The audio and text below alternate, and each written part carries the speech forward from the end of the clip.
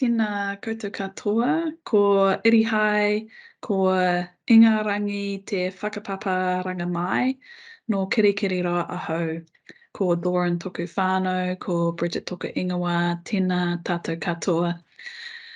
Thank you for the opportunity to share these words. I am Bridget. I am from Hamilton in New Zealand. I am a transport engineer and researcher. So I'm going to talk about these big words: transport, equity, and ecological overshoot, and then some of my thoughts on whether we can fix it. So I'll start with my background. I grew up in Hamilton and Timaru, and I studied civil engineering and transport engineering at the University of Canterbury. I worked for a decade or so in roading engineering, worked on construction sites, and in traffic engineering and transport economics, project appraisal, work on passing lanes and realignments and road safety to justify and understand why we build new things, and then working out on construction sites, supervising their construction and learning about how they actually get built.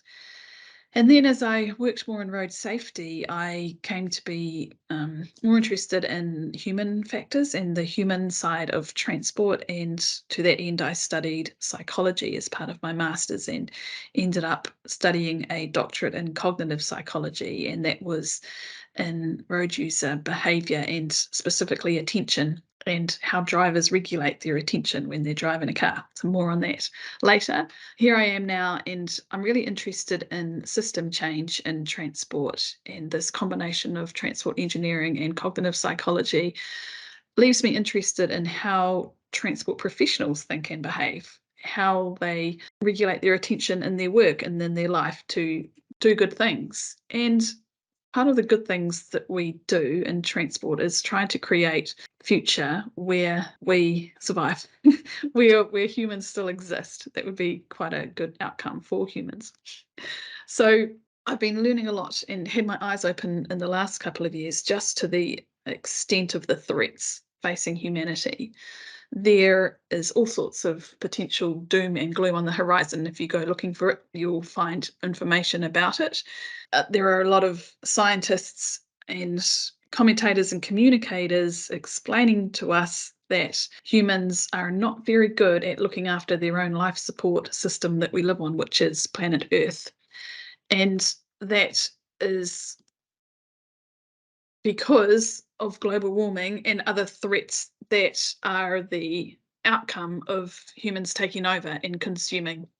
So we have a temperature crisis. That means that the weather is getting more extreme, and it's not something that is in the far out future. That's something that is going to be hitting us already. Actually, we've got more extreme weather. We know that in New Zealand this year we've had some pretty extreme floods and cyclones, so we're well aware that weather is changing really quickly and we need to perhaps do something differently. But the weather is only one part of the problem, and all of these challenges facing humanity are driven by overconsumption. Too many people consuming too much. That doesn't mean that everybody on the planet consumes more than the planet can support. Quite the opposite. It's relatively wealthy people in relatively wealthy countries, and that means Aotearoa. We are in the thick of it, of consuming more than we're replacing. I heard the other day our use of energy, in particular fossil fuels and other forms of energy and minerals from the earth, we're operating on the interest and ignoring the fact we use energy as if it's interest, but actually it's capital. What that means is that we use fossil fuels at a rate something like thousands of times greater than they can be replaced. And that's because they are fossil fuels and they take literally tens of millions of years to be replaced. So we can't replace the impact of using fuel in our car, for example, by planting a tree, because that tree doesn't become fossil fuels for another hundreds of millions of years. This is a really big problem. We're using up Earth's resources faster than they can be replaced, and our consumption has implications beyond climate change. One of those implications is biosphere integrity and biodiversity and life on Earth. We are polluting the Earth to such an extent that we have far more humans and livestock and animals, mammals that support our food system than there is other forms of nature. We don't have enough bees, we don't have enough whales, for example. Whales in the ocean aren't just nice things to go take photos of. Whales perform a really important function. They consume 3 times the biomass of all of the humans on Earth, whales do, and then they poop it out on the ocean floor, and they act as fertilizers of the sea. If we don't have whales, we don't have a healthy ocean floor, and therefore we don't have any of the other life in the oceans. It all exists and has existed this way for thousands of years, and it's currently being depleted really quickly. One of the other problems that's not directly linked to global warming or climate change is novel entities. We have these forever chemicals, they're in our clothing, they end up in the oceans, and they literally never break down, or at least in terms of the foreseeable future of humans. They stay there forever, and that has known and unknown challenges for human and other life. So that's a problem because humans are not in a really good position to organise themselves to fix these things. The way that I see it, most of the reports about climate change and other crises end up being lists of facts and policy recommendations by scientists, and not so much understanding of why we haven't addressed these problems yet. If we've known about it for decades, which we have, what is it about the way that we organise ourselves as society, the way that we have election cycles and political leadership rounds where we're relying on people to vote in these people who don't necessarily have all of this information at hand? What is it about those systems and structures that means we're not delivering on the objectives that we say we all agree to? As an example, Auckland Council recently just decided, having taken itself to court, that declaring a climate emergency is not something that has implications for the way that it invests in transport, for example.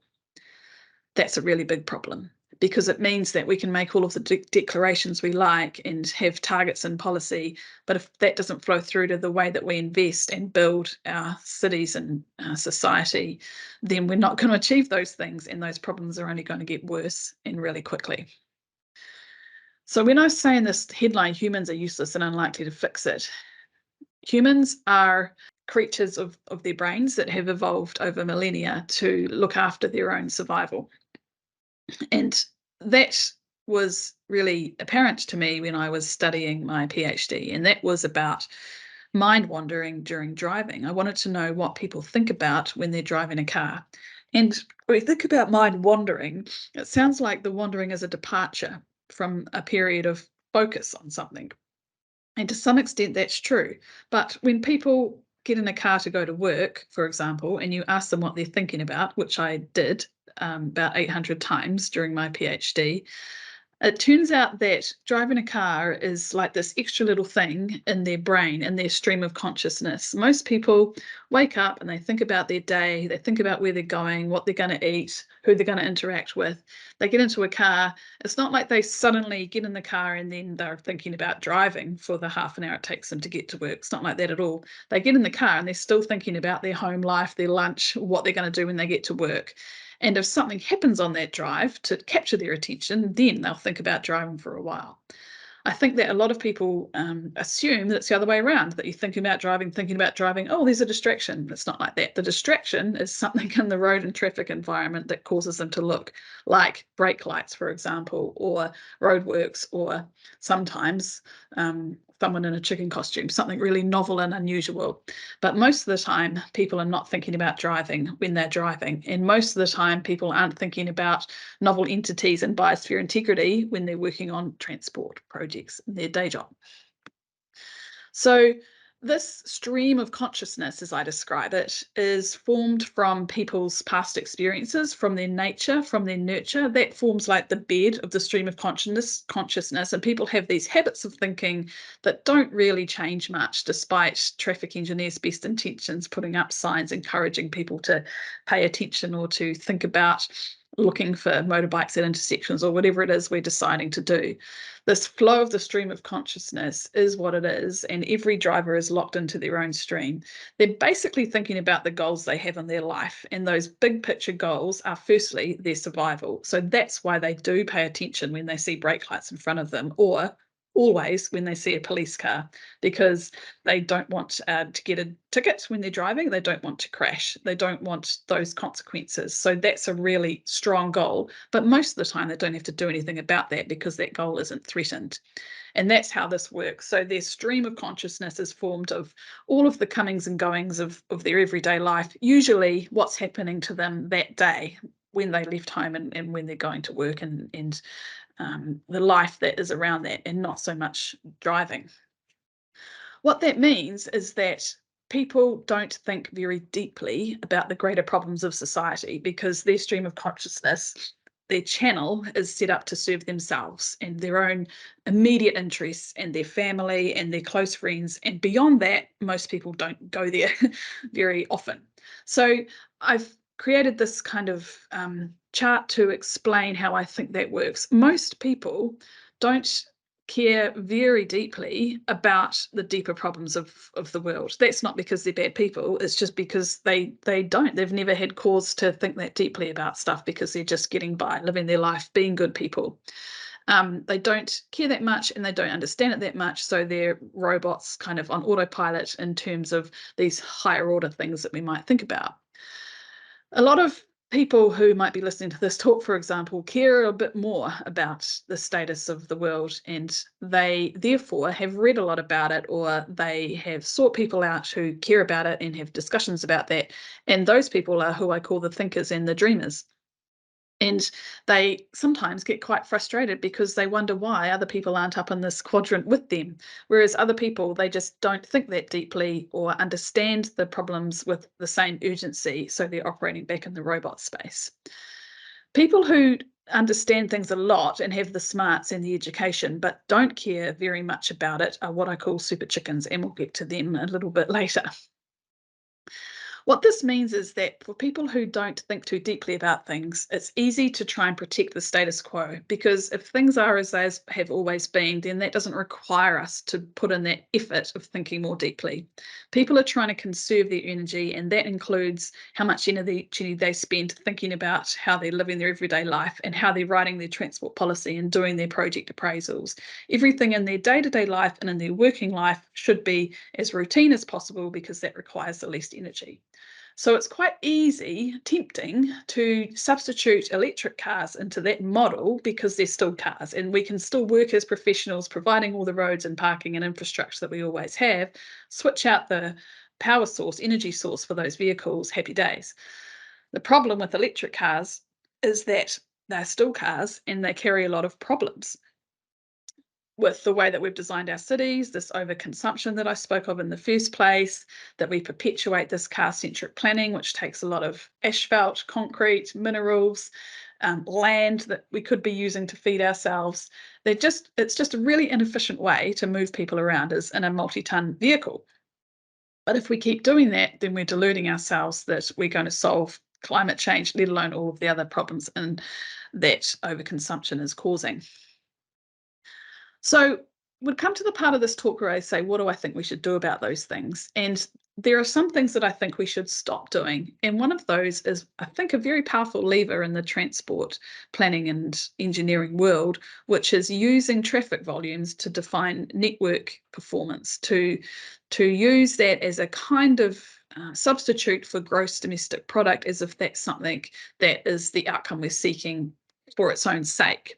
Traffic volumes are a measure of an inefficient mobility system. They're not a very efficient way to move people around. Using them to define an intersection or a road's performance doesn't really mean anything because the road doesn't exist to feel good about itself. People want to move around so that they can access what they need to live a good life, and we can measure that instead. So instead of relying overly much on traffic volumes and network maps and efficiency of mobility, we could be cutting straight to the chase of how is our transport system serving people? How is it giving them what they need to live well? Who is not getting what they need? And how can we fill those gaps? And sometimes the answer might be something to do with the road network. Sometimes it might be something to do with putting libraries in places people can walk to them, or making it easier for people to get to school or get to employment. So we can do those things, put more effort into measuring access and less into mobility. if we want to get the outcomes that we say we want. Because, as I've said, the problem isn't so much the network itself being inefficient, because if we build more road lanes, then we'll get more traffic and people will just feel like they should be entitled to drive everywhere and expect a reduction in congestion as if that's something that infrastructure can deliver. The problem underlying all of these things is overconsumption. And so if we can take a step back and ask what we need to live a good life, and ask what we need to not be polluting our life support system, which is the earth, then we can start from scratch and do a better job, I think, at providing people with what they need.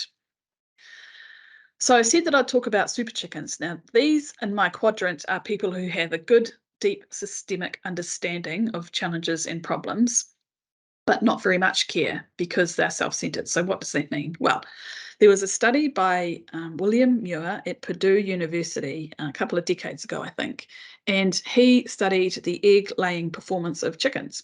They had a bunch of chickens in sheds, and they took the group amongst a lot of groups that laid the most eggs, so the high-performing group.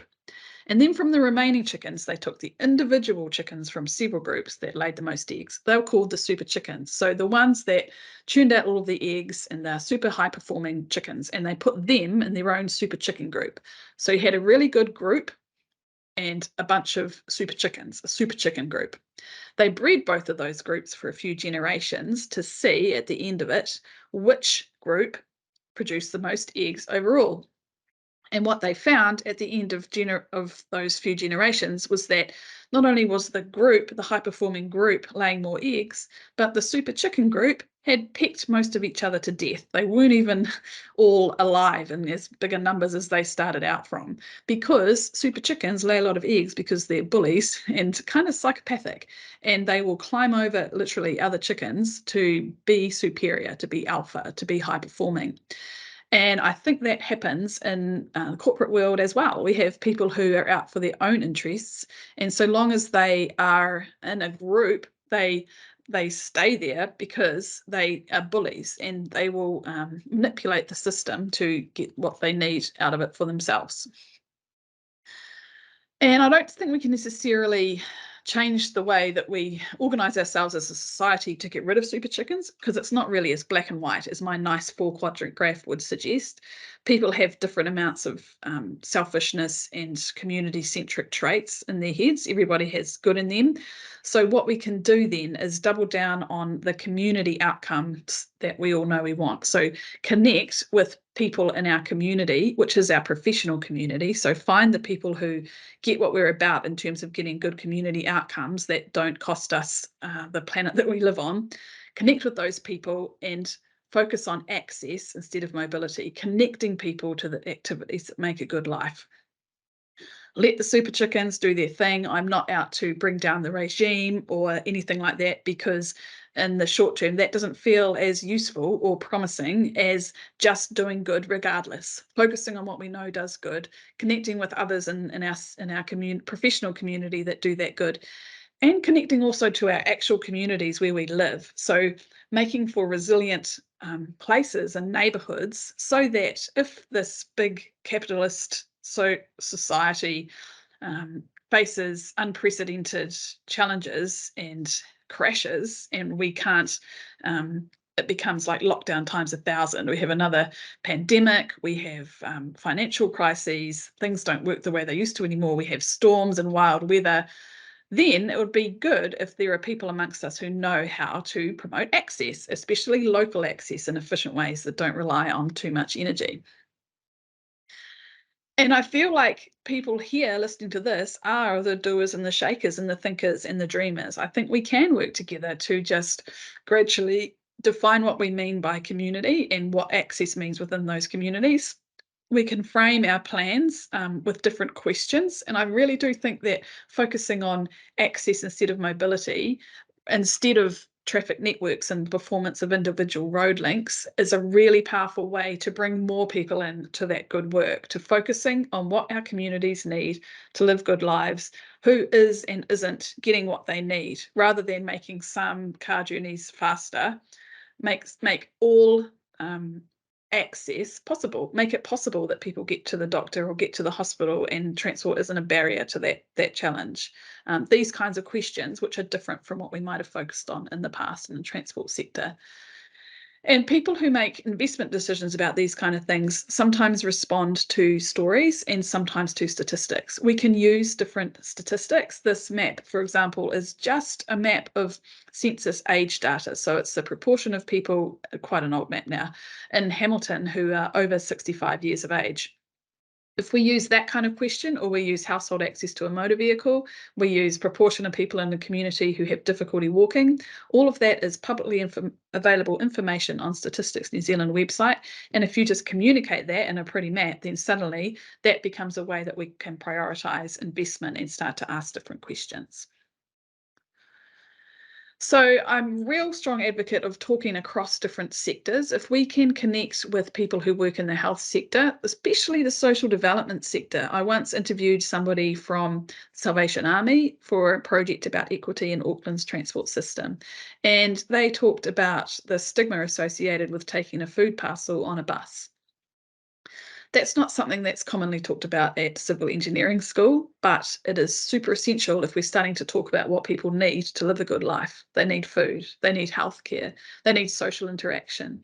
And to connect people with those things, we need to get outside of our transport department and the council and connect with these other sectors.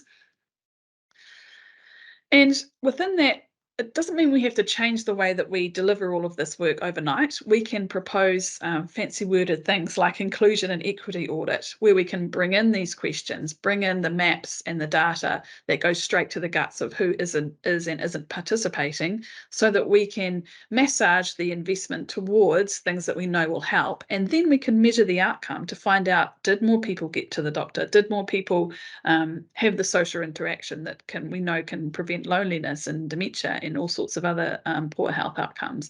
And while they were doing that, were they doing it in efficient ways that we know aren't polluting the atmosphere and taking up too much land? Walking and cycling and public transport can be promoted if we have our objectives clear and we measure those outcomes so that we can demonstrate that it was a good idea to do it like that.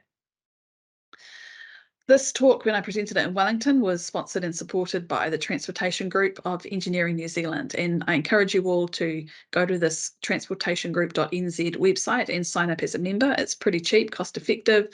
And you'll see, in any case, all of our newsletters and events advertised there. Most of them are free to access, and we just have an annual membership fee. So this is the network of professionals who are interested in changing the paradigm. We have about 1,100 members around the country, not just engineers, even though it's a subgroup of Engineering New Zealand. About half of our members have no engineering background. So this is the professional community that I belong to, and I find it really supportive and helpful to keep up these conversations and to keep moving towards the future that we all want. So I think in Aotearoa we have the potential to do this because we keep it real here. We don't have too many layers of politics and bureaucracy compared to some other places between the communities that we live in and work for and the highest decision-making levels of government. We can change the paradigm. I think if we focus on community, focus on the outcomes that we want, helping people to access what they need, then at the end of the day, we can do that and demonstrate that we've done some good. He tangata, he tangata, he tangata. Kia ora. Surveys on New Zealanders' attitudes about climate change are showing all the time that more and more people are concerned about it, and therefore they move through the phases of understanding. So I think it's still useful, even though there is this big, I was going to say silent majority, not really silent, but big, loud, guzzling majority. We can't worry about that as such. So, not going to go out there and change their mind on a day-to-day basis, but doing the good work anyway to deliver the infrastructure that we know will help can change their transport choices is a good idea regardless. Thank you very much for that. It feels like you're a bit further along in your campaign journey through anger, fear, rage, reconciliation. Perhaps it's because I've just come off the back of doing battle with some very well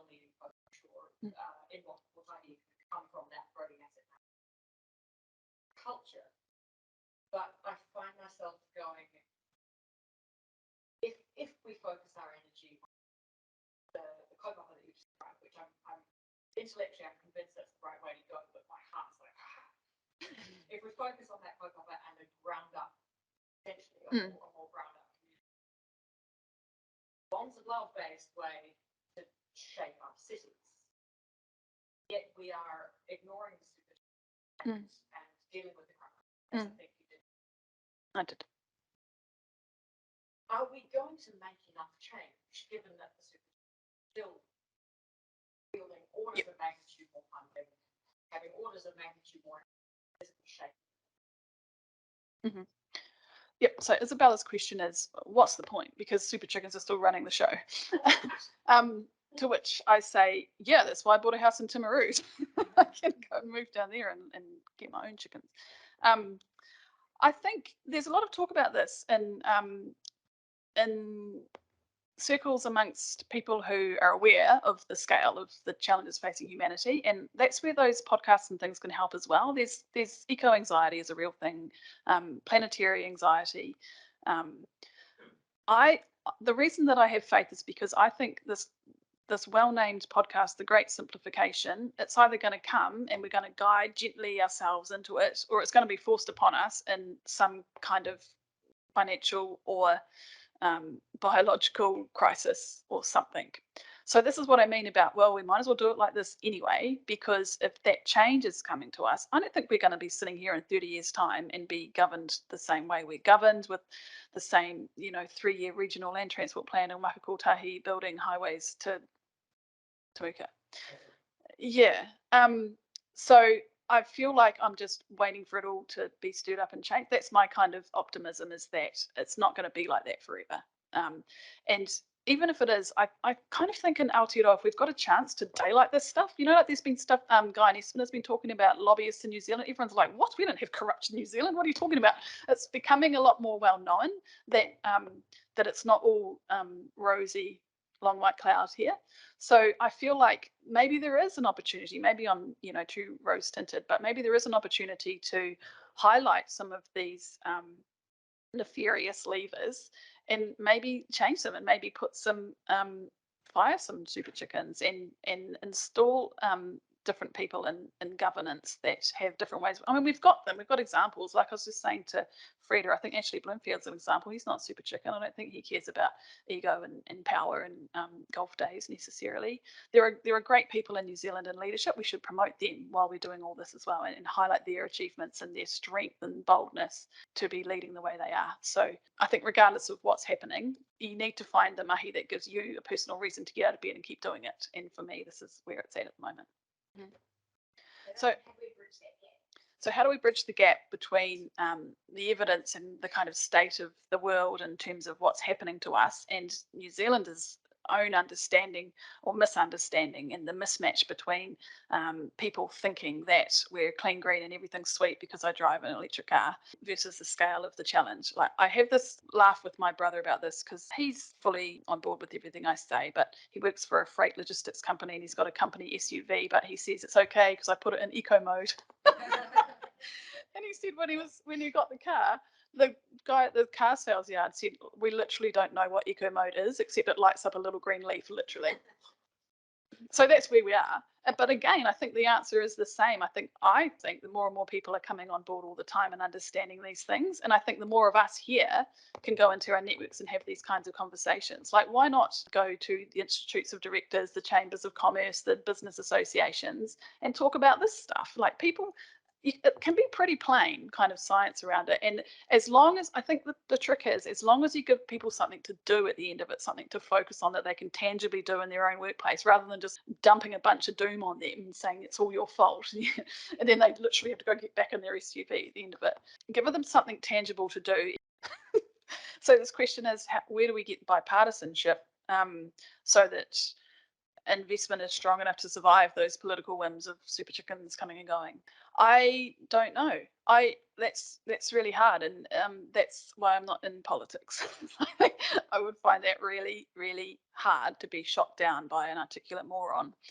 I think just keeping doing I do think that New Zealand, like, I talk about the transport sector as stumbling forwards. Like, I do think we're getting better. I took a little video of, I think it's Dixon Street, where the footpath's been extended and it's all beautiful, and there's, like, instead of a car park you can sit there and eat something. there's gains being made all the time, and I think it's because there are good people everywhere trying to do their best work and getting away with it sometimes. So it's not a very good answer, but I think just doubling down on sharing the stories about where things are going well, especially case studies, are really helpful. So how did that Dixon Street thing happen? Can we share that with Hamilton and Nelson and other places, which we are doing a bit in the transport sector, but I think more of that storytelling is, it's all about the story. That's why I mentioned and engagement people, not just to get a project to happen, but to share that and to bring the stories from other places and to tell them in engaging ways in different formats and in person and traditional media and online as well. So I think just having faith that stories will win out in the end, and that there's people behind them who can back it up with evidence and good process. Yeah. So the question is the framing around asking communities what they need to live well, is that a good recommendation? And does that account for the current imbalance where some people have perhaps too much say on things and perhaps a misguided interpretation of what they really need, and other people who don't have enough of an input because they're marginalised in different ways? I think that's why I like this idea of measuring equity of participation. That's what I was thinking about when you were talking, Isabella, because a couple of years ago I worked on Waka Kotahi's research report that you know about, you're an author on, I think it helped. Understanding disabled people's experiences of transport in Aotearoa. And people will read that 100-page report and they'll say, oh, it's heartbreaking. And then they put it back on the shelf. But the last section of that report was Bridget's recommendations for how to actually deliver this, and it's a policy framework that's centred on measuring participation. Because at the moment, we measure traffic flow and we measure road safety and crashes, but we don't measure whether people are getting to the hospital or not. That's not something that we do in transport. So a hospital did not attend appointment, which from my research, I think about 10% of them have a transport challenge as an influence. That's not something that's owned by the transport sector. So in that little conclusion section of that report, I talked about treating the outcome as something that we value rather than just inputs as an ad hoc nice thing to do, which is actually how we treat disability in transport at the moment. And it's going the same way with the inclusion of queer people, for example. So, we should have better security at bus stops because that's a good idea. Yes, it is, but which bus stop are you going to put it at first? And to answer that question, you need to measure something and understand more people's experiences and try and refine the outcome that you want. So it's like saying, we have 400 people die in road crashes every year. Okay, well, we'll fix this road in Otahanga, not knowing whether or not that's where crashes happen. That's what it's kind of like. It's really inefficient way to spend money because you don't know what outcome you're seeking. You're not measuring your progress towards it. So measuring equity of participation feels to me like a really good thing because all of the councils say they value inclusion and well-being. Well, let's measure that. And it's just a bit different than what we've measured before. So it seems hard and expensive, but it's not that hard and expensive compared to building a motorway to Otaki. I think so the question is, what would I focus on funding if I were in charge of the transport budget? I think I'd give it to health and come up with some measures that actually linked investment to well-being, because I think Ashley Bloomfield will be better at it.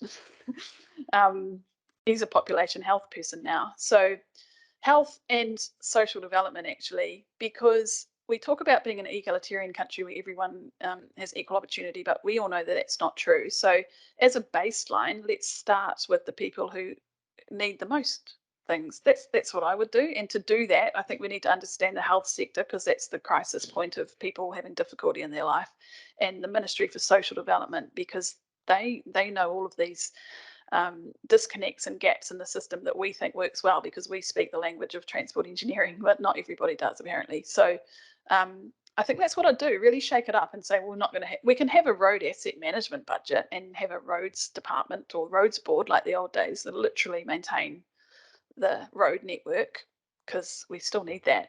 But to have this transport sector set up where as if transport exists for its own sake is a mistake. Transport exists for health and well-being and vitality. So that's what I would do about that.